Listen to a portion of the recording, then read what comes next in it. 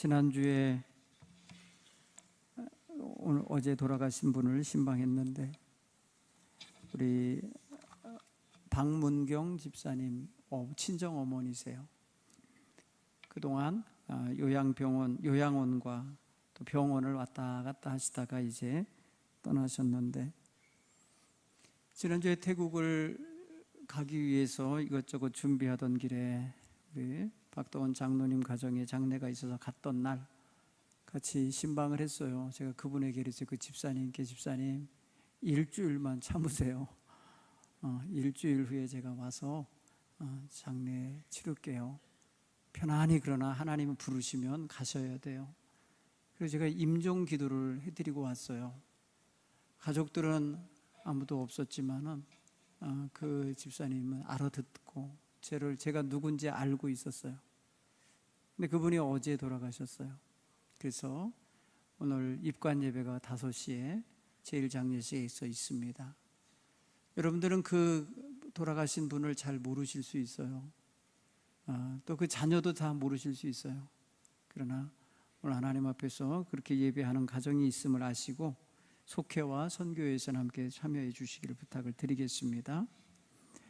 담임 목사는 지난 한 주간 동안 우리 성도님들 24분과 함께 태국에 4개의 교회 세운 교회를 순방하고, 그 가운데 한 교회에 봉헌 예배를 드리고 또 한 교회에 건물 증축 공사 봉헌식을 하고 왔습니다.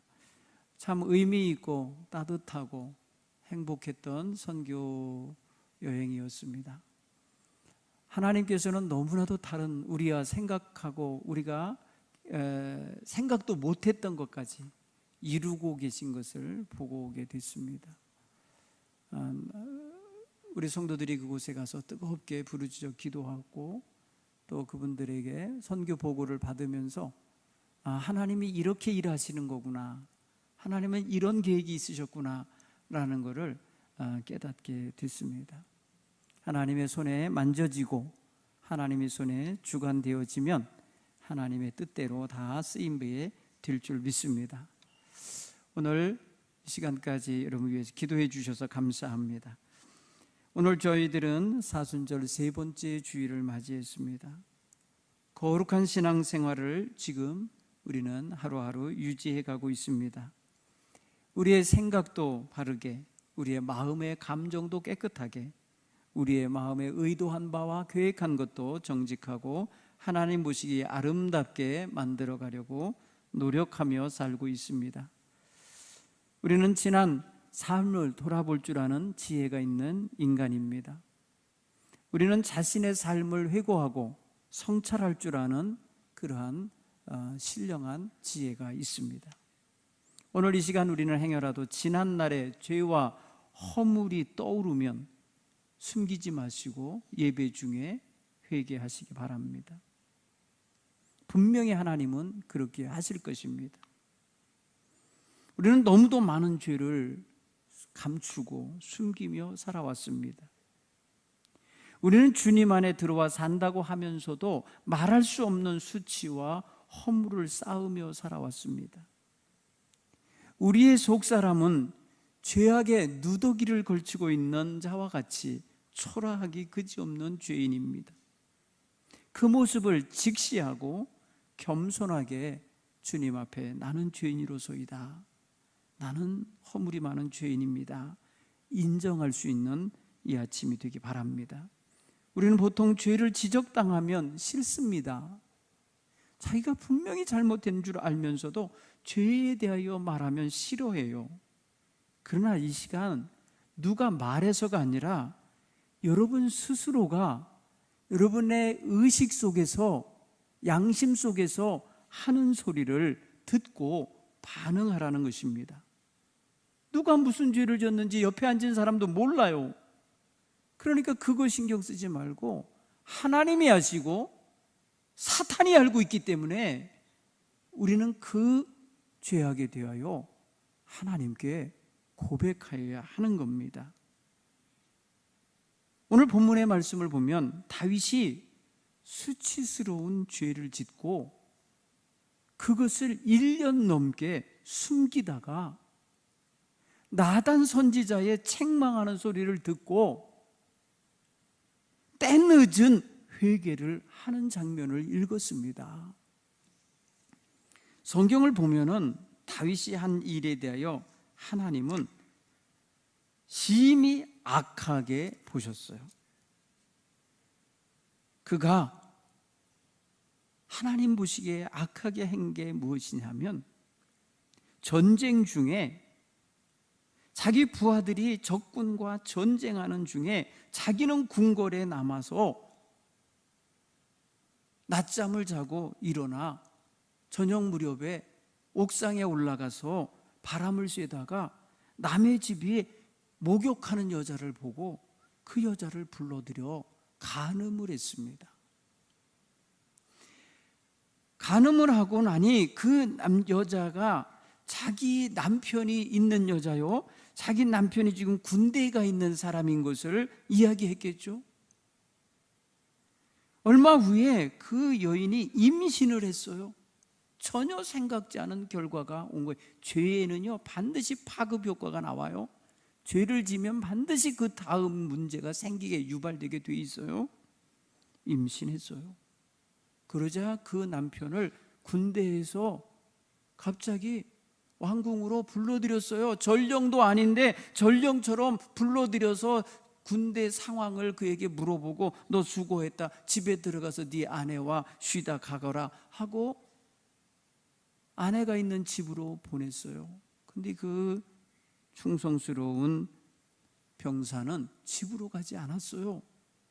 나와 나의 장수와 나의 상관과 나의 친구들이, 나의 동료들이 지금 전장에서 야외에서 노숙을 하고 있는데 내가 어떻게 내 집에 가서, 따뜻한 집에 가서 아내와 같이 잠을 잘 수 있겠어요? 안 들어갔어요.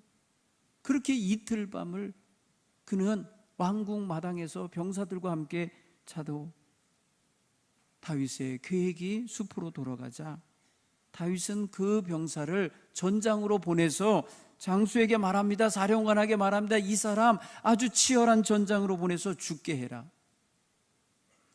임신 사실을 숨기려니까 남편이 죽어야 돼요. 남편이 집에 다녀가야 돼요. 남편의 아내와 하룻밤을 보내고 가야 돼요. 이걸 다 꾸미려고 했는데 안 됐어요. 결국은 군대 전장에서 죽여버립니다. 그걸 하나님이 다 보셨다는 거예요. 사무엘하 11장 27절에 다윗이 한 짓에 대하여 하나님은 이렇게 말합니다. 다윗이 행한 그 일이 여호와 보시기에 악하였더라. 이렇게 성경은 기록하고 있어요. 하나님 보시기에 악했다. 사람 보기에는 안 악합니까? 나쁜 놈이죠. 그게 지금 다윗이 숨기고 있는 죄입니다. 다윗이요 아들을 낳았답니다. 그 간음한 여인에게서 아들을 낳았다는 거예요.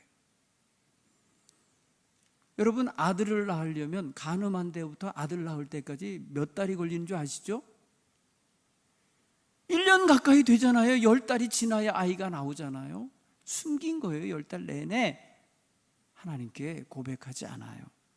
그 낳은 아들 보면서 좋아했겠죠. 얼러주면서 좋아했겠죠. 하나님 다 악하게 보셨어요. 나중에 하나님이 다윗이 낳은 그 자식 치십니다. 사무엘하 12장 15절, 우리아의 아내가 다윗에게 낳은 아들을 여호와께서 치심에 심히 앓는지라. 앓다가 죽게 합니다. 하나님은 이 아이 받아들이지 않으십니다. 용납하지 않으십니다. 다윗은 이 아이를 위해서 하나님께 간구하고 금식도 하고요, 밤새 잠도 못 자고요, 땅바닥에 뒤엎어져서 여러분 그냥 고쳐달라고 그랬어요. 여러분 같으면 고쳐주겠습니까? 하나님은 이 악한 다윗의 죄를 1년 동안이나 1년 가까이 숨기고 있으면서 하나님에게 대하여 하나님의 말씀을 업신여기고 하나님에 대하여 업신여기는 태도를 보인 것을 악하게 보셨다고 했잖아요. 9절에 네가 어찌하여 내가 여호와의 말씀을 없인 여기고 나 보기에 악을 행하였느냐. 네가 햇사람 우리아를 칼로 치고 암몬 자손의 칼로 죽이고 그의 아내를 빼앗아 네 아내를 삼았잖아. 이제 네가 나를 없인 여긴 거다. 그게 하나님이 정해준 질서를 어긴 거예요. 간음하지 말라 하신 하나님의 명령을 어긴 거예요. 결국은 하나님께 대한 죄가 되고 마는 거예요. 실제로 여러분, 죄는 누구에게 지은 거냐면 우리아에게 지은 거고 밧세바에게 지은 거죠. 그런데 하나님은 그 죄를 내 앞에 악을 행하였다 하시며 하나님께 죄를 지은 것으로 그를 보고 계신 거예요. 사랑하는 성도 여러분, 우리가 은밀하게 행한 것들, 이게 아무것도 아닌 것 같아도, 사람에게 행한 것 아무것도 아닌 것 같아도 그게 바로 하나님 앞에 지은 죄가 된다는 거예요. 이거 죄의식을 가져야 된다는 거예요. 여러분, 이 죄의식을 갖는 게 이게 은혜예요. 왜 은혜인 줄 아세요? 회개할 수 있는 기회로 가게 하기 때문이에요. 죄를 깨닫게 하시는 거, 죄를 인식하게 하는 거, 죄를 발견하게 하는 거 너무나 좋은 일이에요. 이거 여러분 부끄럽게 여겨서 감추잖아요, 보통은. 한번 따라서 해볼까요? 죄를 숨기거나 감추지 마라. 보통 사람은 숨기고 감춰요. 왜 그럴까요? 죄 지은 사람이 왜 자기 죄를 숨기고 자꾸 감추고 가리려 할까요? 가장 근본적인 건 자기가 스스로 부끄러운 거예요. 창피한 거예요. 이것이 드러나고 이것을 노출하고 말하면 사람들에게 손가락질 당하고 비난당할 거라는 거, 그거 알기 때문이에요. 사람들의 눈이 무섭고 사람들의 입의 말이 무서운 거예요. 그래서 숨기는 거예요. 왜? 은밀히 행했거든. 사실 여러분, 다윗이 행한 죄는요, 은밀히 행했다고 그래도 그 여자 데려온 내시가 있죠. 그 아이, 그 여자 수발한 궁녀들이 있죠. 그 모든 일들 다 알아요. 나중에 저 군대 사령관인 요압까지도 알아요. 다 알아요. 그러니까 결국 나중에 뭐가 되느냐? 자기에게 올무가 되어버려요. 또 사람들이 왜 죄를 숨깁니까? 누군가 법적으로 문제로 삼아서 따지고 들까 봐, 자기의 저지른 행동이 법적인 문제로서 비화될까 봐, 그래서 소송을 당하고 법정에 서게 될까 봐 숨기는 거예요. 여러분, 이게 바로 우리가 지금 세상에서 느끼는 압박이고, 이것이 바로 우리의 굴레일 수 있어요. 우리를 통제하는, 그래서 법을 강화하고 벌을 주는 이유가 그런 까닭이에요. 세 번째, 사람들은 왜 이걸 숨기려 하냐? 죄가 드러나면요, 관계가 깨집니다. 너 여지껏 나를 속인 거야? 너 여기껏 나를 지금 숨기면서, 나를 속이면서 지금까지 나를 이용한 거야? 내가 너 이상 너를 못 믿겠어. 내가 너랑 더 이상 거래를 못 하겠어. 이렇게 나가지 않겠어요? 관계가 깨지는 거예요. 신뢰가 깨지는 거예요. 그게 두렵고 무서우니까 죄를 숨기려 하지요. 의리를 지키던 사람들도요, 친구 사이에도요, 그런다고요. 좋은 친구는 그래요. 야, 그걸 여지껏 숨기고 있었냐? 말을 하지. 그거 가지고 마음고생하면서 여지껏 있었어? 하면서 너그럽게 봐주는 친구가 있는가 하면, 너 여지껏 날 숨겼단 말이지? 너랑 나랑 이제 끝이다. 이러는 사람도 있어요. 관계에 문제가 생깁니다. 타인의 비판도 무섭고 법적인 책임을 묻는 것도 무섭고 관계가 깨지는 것도 무서우니까 결국은 뭐예요? 자기 방어 기제가 작동한 것이 바로 자기를 숨기는 거예요. 자기의 지난 날을 숨기고 있는 거예요. 그래서 사람들에게 슬며시 다가가서 나는 당신이 지난밤에 한 일을 알고 있어요. 그러면 도망간대잖아. 당신이 지난 여름에 한 행동을 내가 보았어요, 알고 있어요 하면서 말하면 지난 여름에 내가 뭘 했는지 부끄러운 게 있으니까 도망가는 거겠죠. 누구 한 사람 죄에서 자유함을 얻은 사람이 없다는 말이에요. 그래서 죄에 얽매였다는 증거가 뭐냐? 죄를 숨기는 태도예요. 이거는 죄가 작동하는 거예요. 계속해서 죄의 영향권 속에 들어있다는 뜻이에요.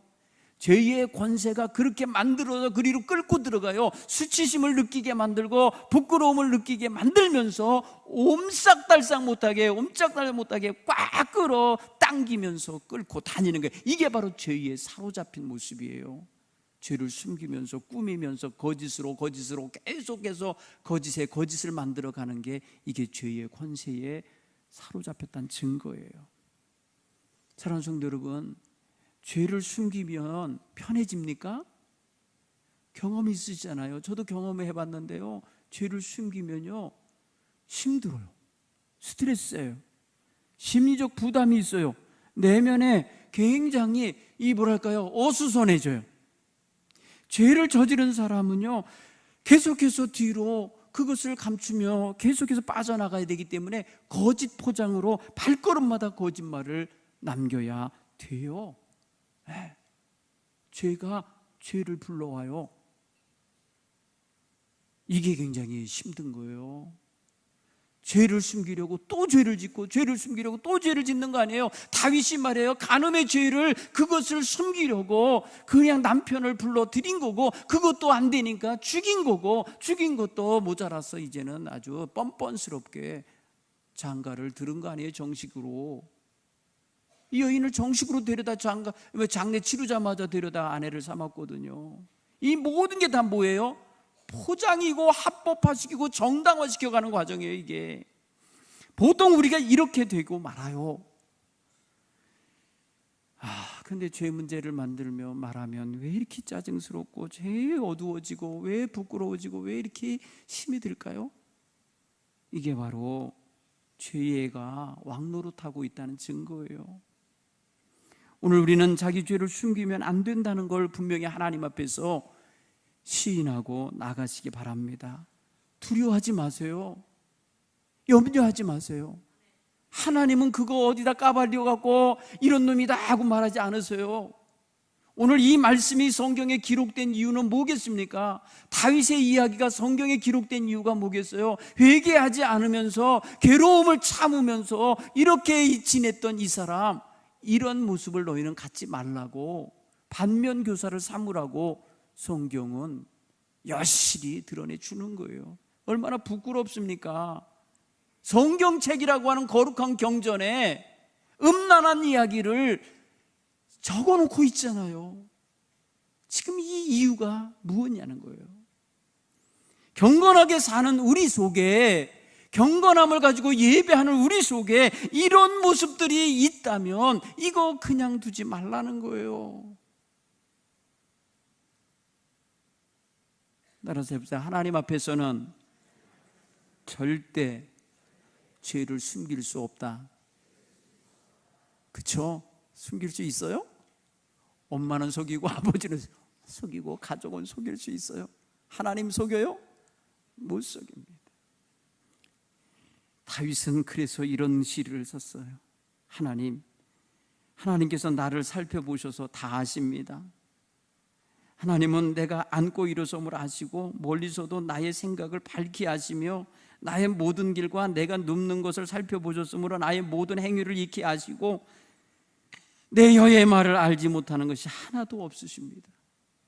언행심사 모르시는 것이 하나도 없다고 말씀하고 있어요. 얼마나 절절한 것입니까? 그렇죠? 경험한 거예요. 여러분, 왜 우리가 하나님 앞에서 숨길 수 없냐? 그분은 전지전능하신 분이에요. 다 알고 계신 분이기 때문에 그래요. 두 번째는 우리는 왜 하나님 앞에 죄를 숨기면 안 되냐?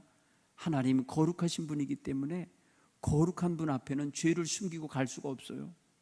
거룩한 분 앞에는 죄를 가지고 동행할 수가 없어요. 하나님 가까이 못 나가요. 예배 못 드려요, 기도 못 해요. 죄를 가지고는 안 돼요.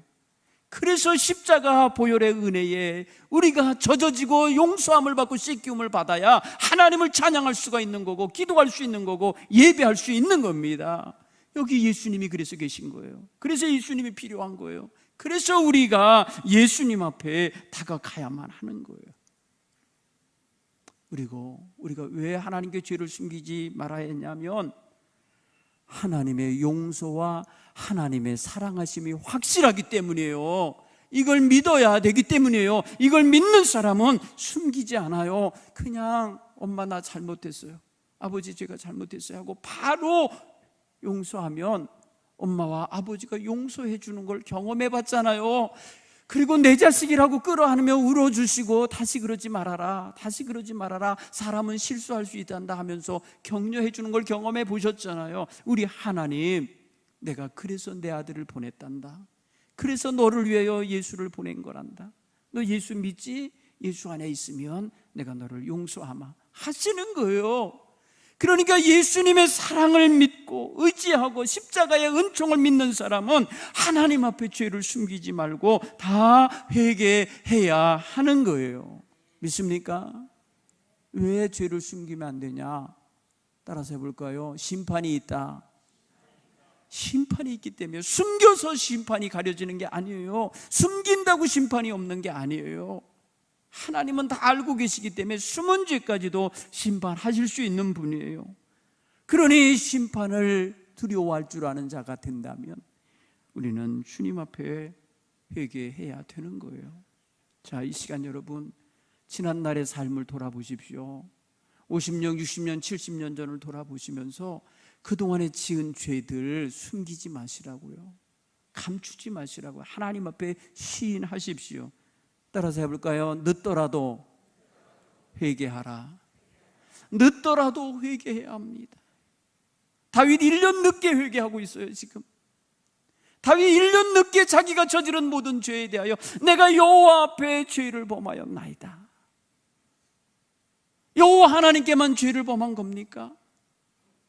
밧세바에게 죄를 범한 거요? 억울하게 죽은 우리야 그 병사에게 죄를 지은 거예요. 그 주변 사람들 다 끌어들여서 일하게 만들었으니 그들에게 다 죄짓게 만든 거예요. 여러분, 하나님의 백성이 타락하여 곁길 나가며 주변 사람들 다 함께 멸망에 끌고 들어가는 거지만, 한 사람이 회개하고 하나님의 구원의 은총을 힘입으면 주변의 모든 사람에게 그 은총을 전하는 자가 되는 것임을 믿으시기 바랍니다. 오늘 우리는 그래서 늦더라도 주의 은총을 믿고 회개할 줄 알아야 여기서 하나님과의 관계가 회복이 되고 하나님의 은총의 선물이 풍성 임하게 됨을 믿으시길 바랍니다. 하나님은 회개하는 자에게 용서하십니다. 그 은총을 주시고자 예수님을 주셨기 때문입니다. 그러므로 우리 눈앞에 예수 십자가가 보일 때마다 나를 위한 하나님의 사랑의 선물이요, 나를 위한 하나님의 무한하신 넓고 큰 사랑의 품이라고 여길 수 있기를 간절히 축원합니다. 십자가에 못 박히신 예수 그리스도를 가장 귀히 여기시고, 그분 없이는 내가 하나님 앞에 설 수 없고 그분 없이는 하나님을 예배할 수도 기도할 수도 찬양할 수도 없으니 하나님 앞에 나아가는 길이요 진리요 생명이심을 온전히 고백할 수 있기를 간절히 축원합니다. 하나님의 자비하심과 인자하심이 바로 회개하며 주 앞에 나오는 자에게 값없이 허락되어지고 무한히 허락되심을 믿으시길 간절히 축원합니다. 하나님은 회개하는 자에게 자비로우심을 베푸십니다. 인자함을 덧입혀 주십니다. 회개하는 그들에게 노하지 아니하십니다. 진노하지 아니하실 것임을 믿으시길 간절히 축원합니다. 회개하는 자가 되어야 기도의 응답을 받습니다. 우리가 기도 응답 받지 못하는 데에는요, 죄가 가로놓여 있다고 생각하는 지혜가 필요한 거예요. 잘못 구한 것도 있겠지만 하나님께 정말 잘 구한다고 구하는데 회개 없는 입술로 기도하는 거예요. 자기의 삶의 방향과 자세와 뜻이 돌이켜지지 못한 채로 기도하는 거예요. 그러니까 그 기도하는 대로 들어주셨다가는 이 죄의 길로 더 빨리 가게 생겼고 더 빗나가게 생겼으니 허락이 되겠냐 말이에요. 그러므로 바른 자세를 가져야 돼요. 주님 앞에 바로 서기를 하셔야만 합니다. 그것만이 우리가 받은 바 은혜와 복을 보전하는 길이요, 그것이 더 풍성해지는 길임을 깨닫기를 간절히 축원합니다. 로마서 12장 2절에 이런 권면의 말씀이 있습니다. 들으십시오. 너희는 마음을 새롭게 하여 변화를 받아 하나님의 선하시고 기뻐하시고 온전하신 뜻이 무엇인지 분별하도록 하라. 주님께서 우리에게 주시는 게 무엇인지, 주님이 원하시는 게 무엇인지, 주님이 우리에게 바라고 기대하시는 바가 무엇인지를 자꾸 생각하다 보면 내가 거기서 빗나갔구나, 내가 거기에서 너무 멀리 와 있구나, 이걸 깨닫게 될 것입니다. 이번 사순절기에 이것만 하실 수 있으면, 이 작업만 해내실 수 있으면 놀라운 축복의 문이 열릴 줄 믿습니다.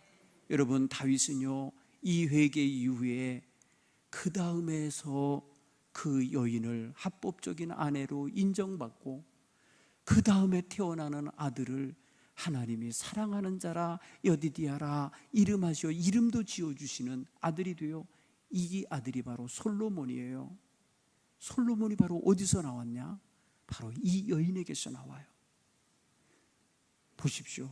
회개한 자에게 하나님은 용서하시고, 회개한 자에게 하나님은 지난날의 삶의 부족함을 아시면서도 용납하시고 받아주시고 삶의 계속적인 발전과 성장을 허락하셔요.